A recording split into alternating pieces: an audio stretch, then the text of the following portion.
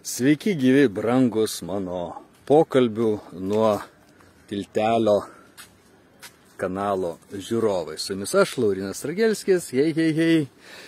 Na ir šiandien noriu pasidalinti savo tokiom nusivylimu, Taip, vaikščiodamas ir užsiminėdamas savais reikalais, aš čia išklausiau, su pertraukom, bet išklausiau iki galo Tūlo Vaido Lekstučio, jo draugo Kelerto ir kito jo draugo Danieliaus Trojnyčioką, jų Vaido mobilioje studijoje, kemperyje.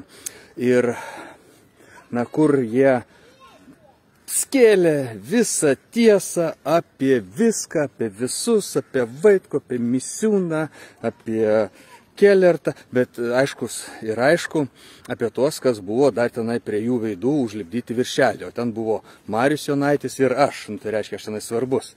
Surado mano tokio įsitempusio nuotrauką iš kažkada senų video, vieno pirmųjų, kai aš atsakinėjau į CTL klausimus. Tada dar pas mane ant sienos kabėjo Čiurlionies paveikslų reprodukcijos didelės. Tai va, ten vienas pirmųjų mano video apskritai, tokiamis politinėmis temomis. Taigi, ir štai nusivylimas dėl ko. Jūs pasižiūrėkite, būtinai pasižiūrėkite, ten naujas žanras Lietuvos šito politanalitinėje padangėje. Žanras vadinasi apgautųjų durnių raudos. Taigi, bet nepaisant viso to dėmesio, kurį man skyrė ypatingai mano niekada draugų pasirodo nebuvęs Vaidas Lekstutis, tas jo draugas, kur taip ir žydiškai nesugebantis ištarti mano pavardės teisingai, nes, žinokit, čia jau praktikoje patikrinta. Mano pavardę sunku ištarti būtent tiems lietuviakalbiams, kurių mentalitetas, jų ta, matyt, buitinėje terpėje yra naudojama ne lietuvių, o kažkokios kitos kalbos. Nes, kaip čia pasakius, nuo savo natūros labai sunku yra pabėgti. Taip, kad pagal tai irgi vienas iš indikatorių yra. Ir, Ščerbakovas, tai galime iš viso dėmesio nekreipti, bet nusivylimas kame. Aš vis norėjau tokį trumpą komentarą, nes bent jau kol kas aš esu tokiam šoke, tokiam sukritime, kad minčių net neturiu minčių kažką daugiau komentuoti, bet nusivylimą reikia pasidalinti.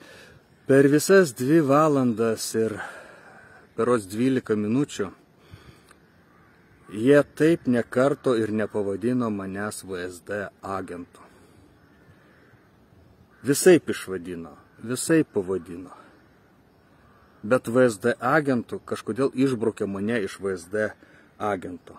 Ir aš dabar jaučiuosi baisiai tokioj komplikuotoj padėtyje. Štai, aš daugiau negu pusę, nuo naujųjų metų, nuo kalėdų atvirai, o prieš tai užuominomis, nuo rudens, tai beveik metus laiko, 9 mėnesius, kaip gimdanti moteris. Lekstutis mane vadino VSD agentu, Kelertas jam antrino.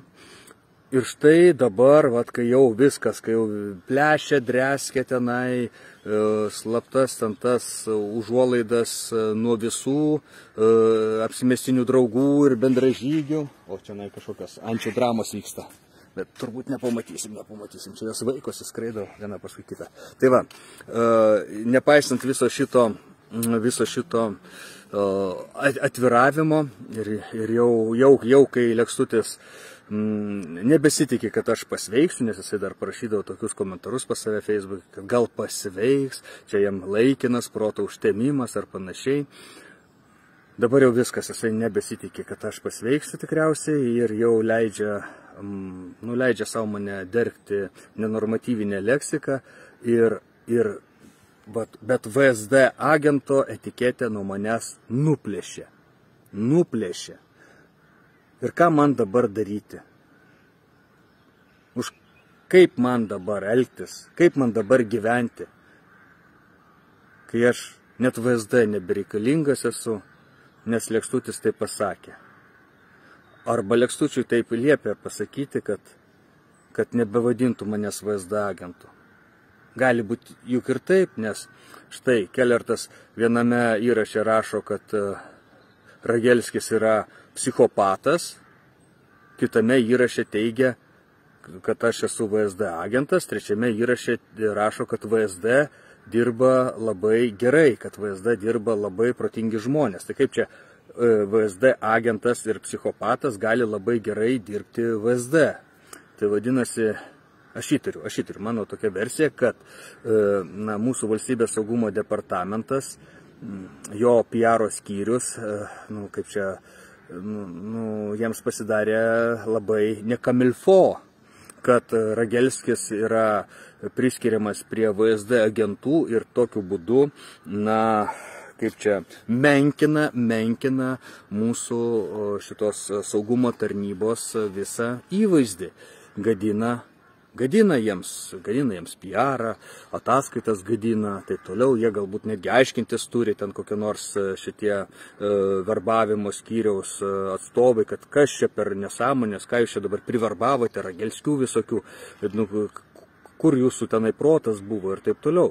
Ir gali būti, kad struktūros liepė Ragelskio daugiau VSD agentų nebevadinti, nes kitos priežasties, kito pateisinimo argumento, kodėl, šikdamas ant manęs tiesiog tonomis, jau dabar jau tonomis, kaip dramblys atsistojęs, tenai toną iš karto padaro, tai tokiamis tonomis šikdamas ant manęs pamiršo pagrindinį savo argumentą, 9 mėnesius nešiota širdyje ir taip riaugėta nuo kalėdų jau taip pilnų srautų. Aš sutrikime, aš pasimetime, aš esu nusivylimė, draugai mano, todėl daugiau nesiplėtosiu. Jūs, jeigu norite pasižiūrėti šitą išsileijimą Lekstučio ir jo vis dar draugų riboto naudojimo, galite tą padaryti Rumblėje arba susimokėję 5 euriukus neperkamam kovotojui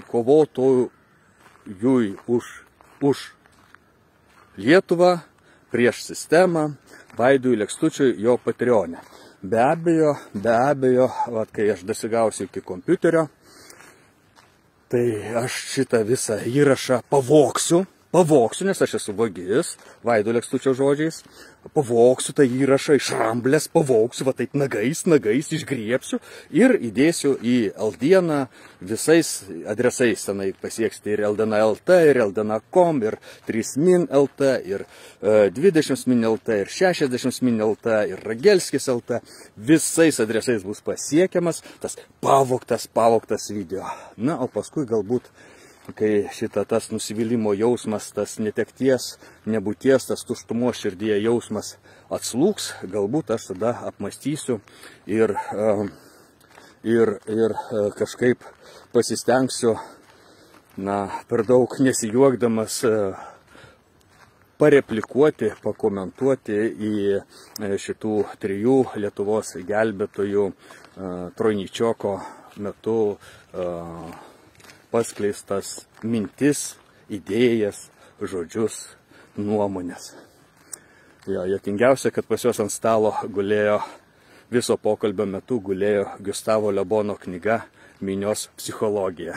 Aš galvau, negi Lekstutis pradėjo knygas skaityti, taip, parodydamas, kad jisai ne vien tik tai iš YouTube'o video savo išmintį semia. Bet ne, pasirodo, tai Vygantas Kelertas atsinešė. Jisai ten tarp tų 3 labiausiai intelektualus. Nors, taip sakant, pagal jo elgesį ir pagal jo ypatingai jo pomėgį dergtis komentaruose, to ir nepasakytum. Komentaruose turime socialiniuose tinkluose, taip toliau, kur jisai, taip sakant, nusima nuo savo veido to susireiškinusio muzikos mokytojo tokią kaukę ir tada leidžia savo vidiniam aš išsisakyti, o tas jo vidinis aš nu, kaip taisyklė, tai toks isteriškas, klykautojas emocingom, dar besipuošiantis visokiom emocingom ikonėlėm. Bet tai jo asmeninis reikalas. Taigi, draugai mano, netrukus visas šitas reikalas bus Eldenoje pavogtas. Lekstuti, aš ateinu tavęs apvogti.